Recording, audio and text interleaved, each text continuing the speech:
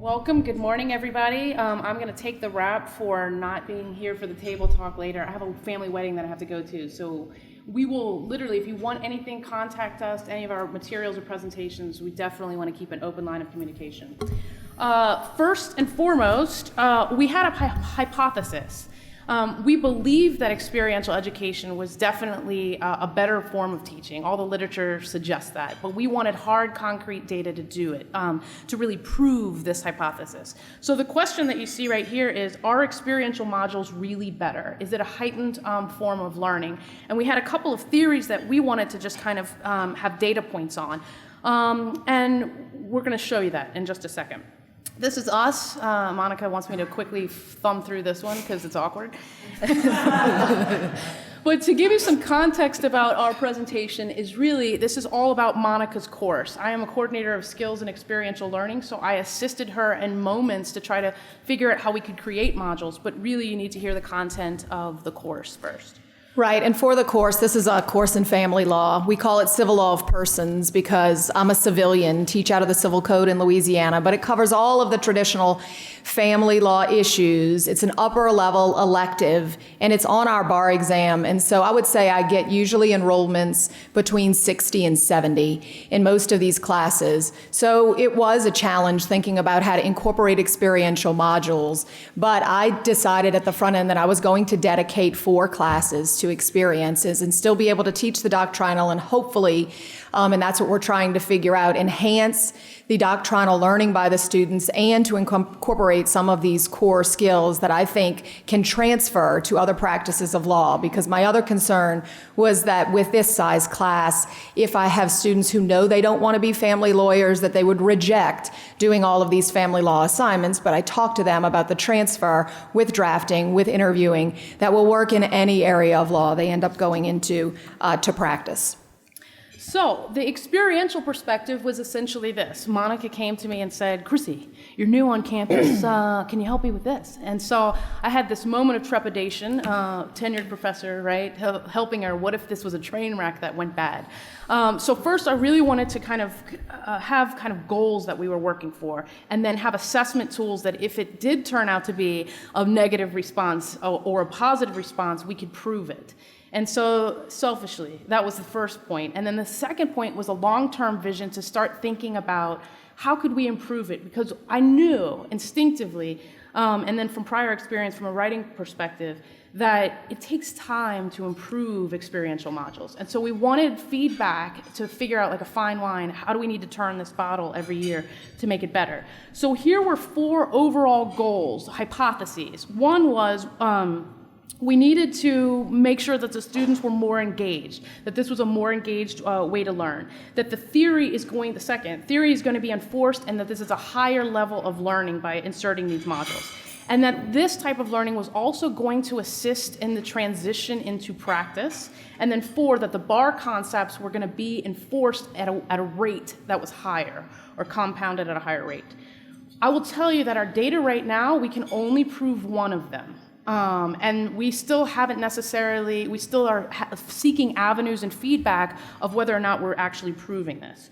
So the first thing, anytime you're going to kind of work on an experiential perspective and help professors, you're always looking, especially in this role, for the coalition of the willing. I think Neil Hamilton has said this a couple of times. I'm not working with professors that really aren't interested and have pushback. I really want somebody who's engaged, and I want to create that momentum with them. And then the first step is figuring out what skills we really want to insert and how we're going to do that in a really nice, seamless format that makes sense so it progresses over time. And then with drafting assignments that are clear for the students, we wanted to make sure that those assignment sheets were very clear so those disorienting moments weren't too noticeable. Crafting a character plot became really important for the client interviewing perspective. And then, of course, as we've discussed, creating an assessment tool. So that leads right into assessment. So the assessment form that we use, which is also, it should be online, is essentially this, all of those theories that I just kind of went over. But what we're looking for were both qualitative and quantitative results.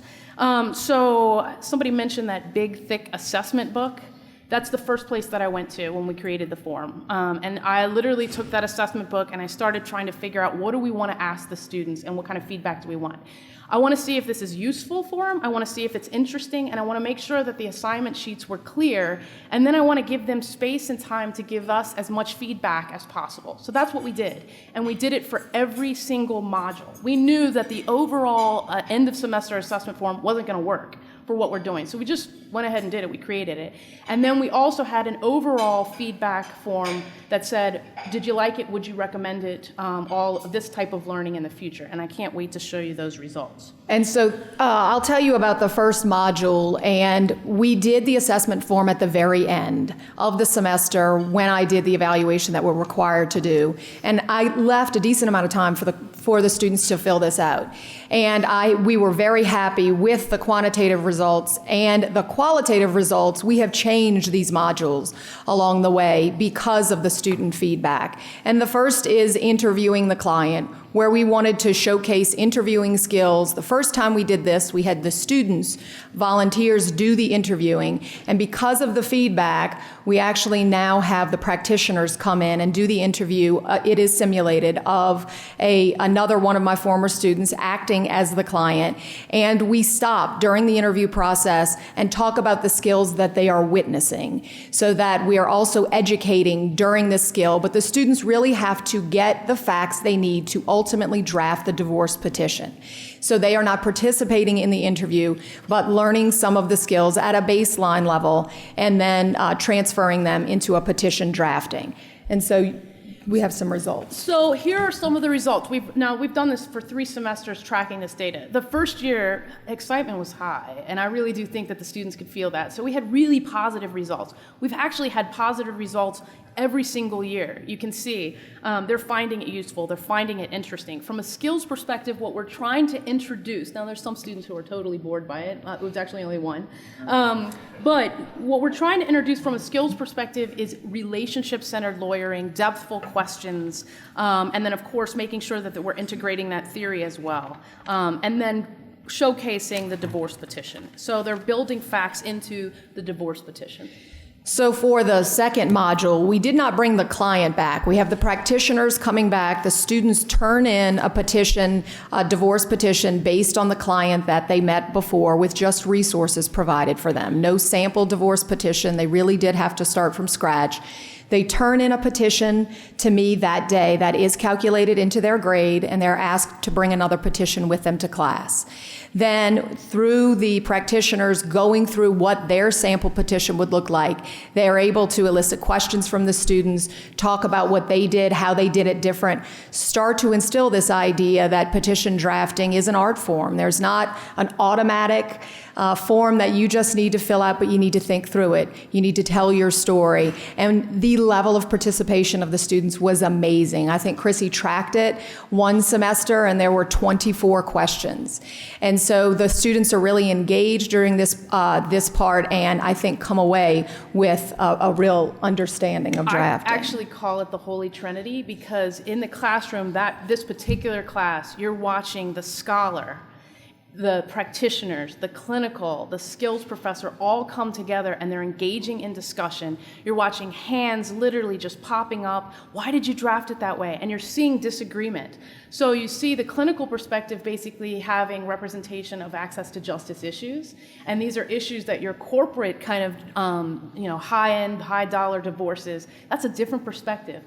So the strategy and that articulation of strategy was really interesting. And then to watch Monica's theory come out to say, now remember, we just went over this. Think about it from this perspective. It was just fantastic. What we're also trying to do, and you heard me ask this question yesterday about rubrics, right? So how much information do we give to them? We want them to have a disorienting moment, because that's really what practice is all about. And we want them to take that self-directed initiative, right? So we don't want to give them too much information. But we have figured out there are ways that we can now, we're getting a lot of qualitative results back that are, I'm frustrated, I don't know, we need more input. They're definitely struggling during this period of drafting on their own and then coming back and feeling, we've made all of these mistakes. So we are still kind of We're talking about doing some podcasts that they can look at right before they turn the divorce petition in to kind of ease some of that anxiety. But we don't want to give them too much information because the fact is I haven't given them a lot. I've done this 3 times and they're turning in very quality product. They're making mistakes, but I have been very pleased at the product they're turning in, which is helping tremendously our clinic because these students are now going into our family law clinic. Lots of them already having drafted a petition for divorce. So I think we're getting a lot of synergy there too. So as you're going to see, I'm literally kind of pushing through these quantitative results because we actually don't know how to analyze them, just to be quite honest. We want to sit down with somebody who can actually give us more instruction on the variables that are going on and trying to figure out why did it go down in the second year. We had a larger class, but we're noticing that on certain results, it is going down. And so, but overwhelmingly, the response is positive. Okay, so in the interest of time. Yes, on the third module, the child custody hearing, I take student volunteers to actually argue about the custody of this client who's now filed for divorce. They've set up a hearing date. This is the hearing before the same practitioners that come now and act as judges.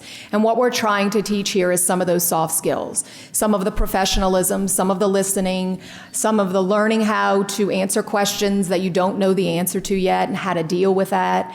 And we have very active practitioners that act as judges. And while we don't get full participation because of the size of the class, I do have the students, all of them turning in a child support worksheet that I have carved out. So this is another part of their grade. I have carved out about 15 minutes of the class to talk about the child support worksheet, to ask specific questions about how to fill it out, just as an additional part of doing something for part of that grade. And then we talk about, we have a wrap-up session after the third module, a whole class period, where we talk about it all together and answer questions and really go through some of the skills that I want them to realize that we focused on and that they saw, even though they might not have known they saw them at the time, to really reinforce some of those skills.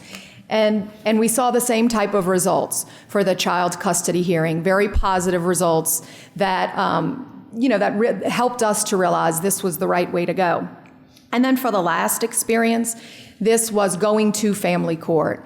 And I have them write a self-reflection paper after they've gone to family court because I have a relationship with the judges there who take them into their chambers. They send me the dockets. They go down hopefully when they're going to see something. And this is really to get them out there. Some of the students will tell me, they've never entered the courtroom and they're surprised.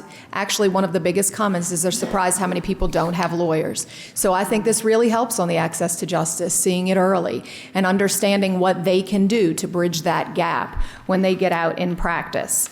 And so I think the most exciting part of this, and Chrissy's going to talk about, is the overall experience. We were nervous the first time we handed out this evaluation form, and I got back to my office and I was like, come on down here, we've got to read this stuff. What if they hated it? And they didn't. They loved it. They said they'd take it again. People come talk to me about my course. Other of my colleagues have asked me what I'm doing and how it can be done. So we feel like we do have some quantitative results to say that the students are engaged. And we're really figuring out now, and this is what this conference is about, how to test some of those specific learning objectives. And I haven't quite figured that out yet, but we're still working through that at this point. So this is hard for me to even stay seated because this is really what we were looking for, is this type of data back. And you can see there is an overwhelmingly positive response. They want it. They want more of it. And now we have data to track it. What I love about this is that I didn't give space for qualitative results, but they filled in on the side. Positive responses. So we kept those positive responses, and some of the quotes are, I wish all classes had experiential modules. This is so practical. I learned more in this class than any other class, which is just exciting. So we're extremely excited about by the results. They would recommend it. Even when we had negative feedback, still the overall results came back positive, which is, again, very exciting. So in the interest of time, the future, what do we do now? We have a stack of data, and then we have all of these great ideas, and they are data-driven results, right? So data-driven decisions become important. We're thinking about turning this bottle again. We need to study the LESI data to see if we are seeing an uptick in engagement, so we'd like to run it with that. We'd like to run 2 classes, one with experiential modules and one without, which we actually have 2 persons classes, and then try to isolate some variables and then get some feedback that way. We'd like to study the bar results to see all of those other 3 theories that I was talking about, to see if there's an impact on the bar based on this.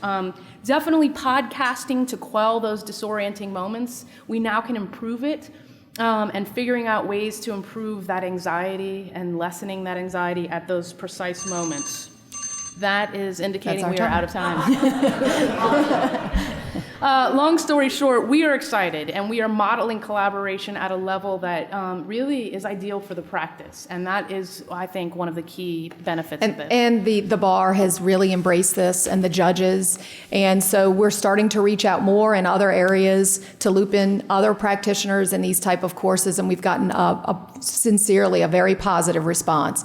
So learning to test what we're doing and how it's working, I think, is our next challenge as we continue to develop these. And we're really sorry we won't be here for Table Talk. That's my fault. I have all this information available, and I have confidential information that only goes out, to the actors and to the practitioners and the judges that I'd be happy to share, but it's not going to be online for obvious reasons. And my rubrics that are not online that I'd be happy to share with anyone, just please reach out. Thank you. Thank you.